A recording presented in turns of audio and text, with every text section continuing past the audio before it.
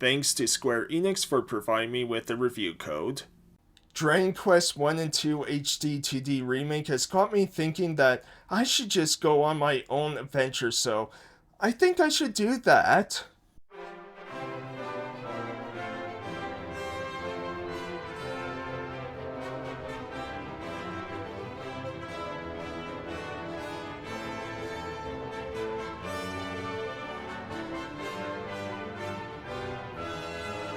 But maybe before I do that, I should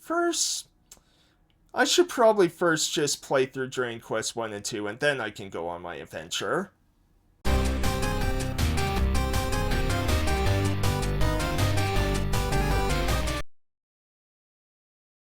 Hey everyone, how's it going? Total Level here to review Dragon Quest 1 and 2 HD-2D Remake. Thank you to Square Enix for the Xbox Series X review code. Really appreciate it, as it is available to buy right now on Xbox Series consoles, PlayStation 5, Switch, and Switch 2. About 2 or 3 years ago, I finally played the original Dragon Quest, and it was a fun experience to see how this series started and really the grandfather of JRPGs. Now in 2025, we got remakes of 1 and 2 to now go along with the remake of 3, so we got the rest of the Erdrick trilogy. So what did I think of these games? Well, let's talk about them, as I'm going to do my review a little bit different just by talking about each game before doing my final review score, rather than break down certain sections. I want to do something a little different, as I want these reviews to do well to help the developers out as best as I can.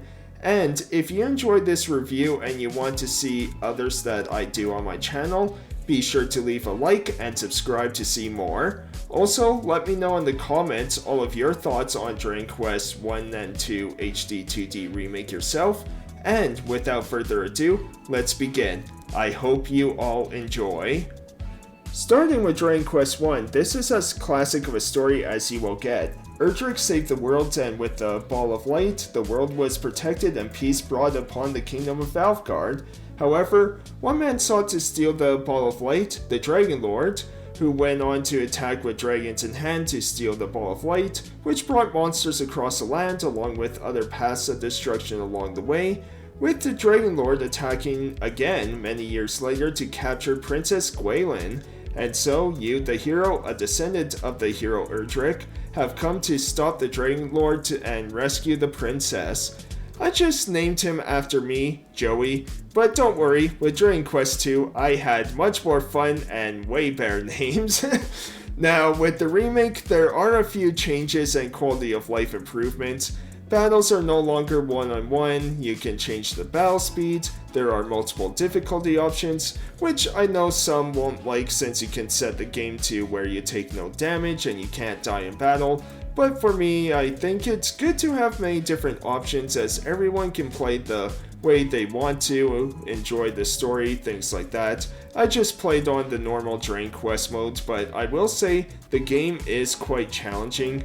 There will be times where you will need to do a good amount of grinding, so find those metal slimes along the way, or liquid metal slimes, and figuring out the best equipment to use for certain bosses if you don't play with invincibility mode turned on, which is only available in the easy mode.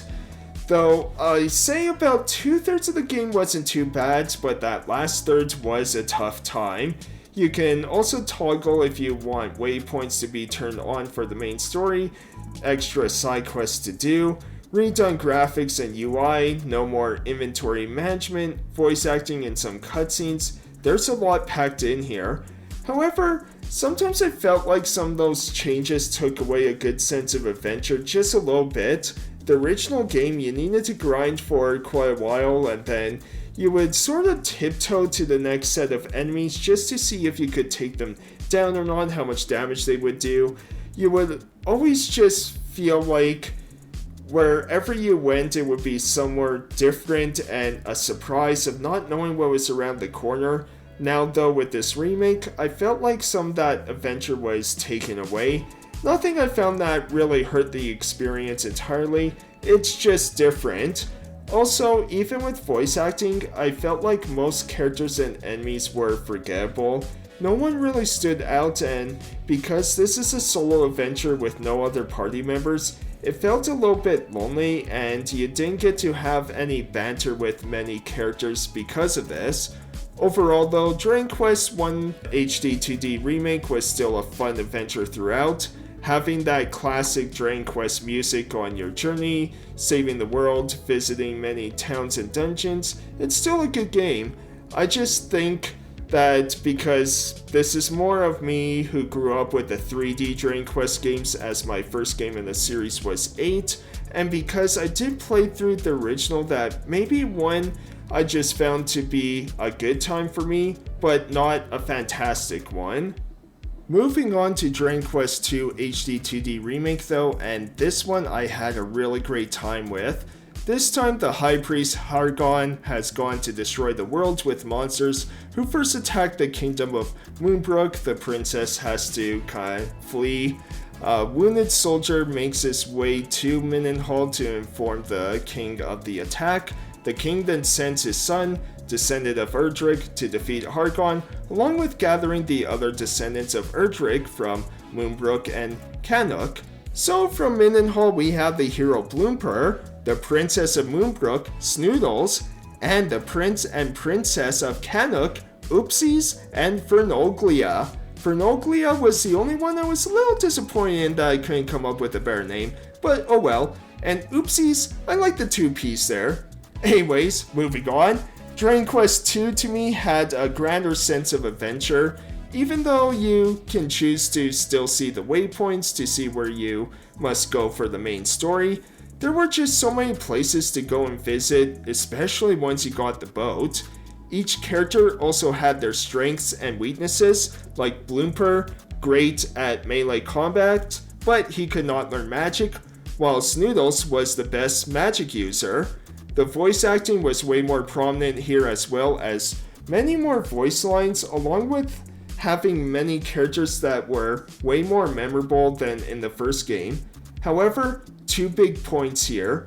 1, this game I found was way harder than the first game, and pretty early on too.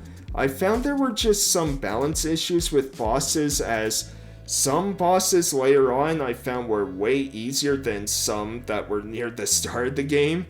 And the second thing is that there's definitely that old school tedious design that I found in 2 way more than I did with 1, which I would say is probably because of the length of each game, as the first game is around 15 hours long, while 2 took me around 35 hours.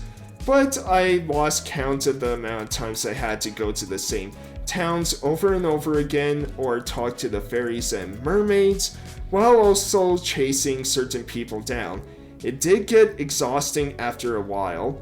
Overall though, I did love my time with Dragon Quest 2 HD-2D Remake. And so, what are my final thoughts? Dragon Quest 1 and 2 HD-2D Remake is a very important game for JRPGs in general. There's a reason why both games are looked so fondly upon, and while it does have lots of that old school gameplay, those quality of life improvements and gorgeous pixel art, among other changes, really make this one a great package for both old school fans and newcomers alike. Well, there may be some issues I had with them, which I chalk up to just when I got my start with this series. It's still one I recommend to pick up, especially for the second game. And so I give Dragon Quest 1 and 2 HD-2D Remake an 8 out of 10. And so, what did you think?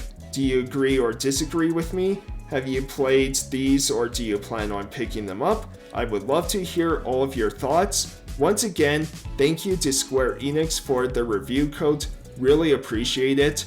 And if you want to see more games that I reviewed from Square Enix, be sure to check out my review of Dragon Quest 3 HD-2D Remake, along with Fantasian Neo Dimension. Thanks for watching everyone, always appreciate it, and I will see you next time. Thanks, and have a great rest of your day.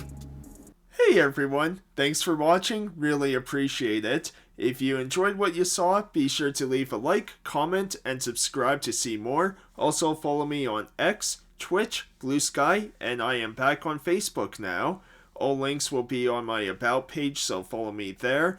Even if it's just for the skits I do, I need someone to follow me.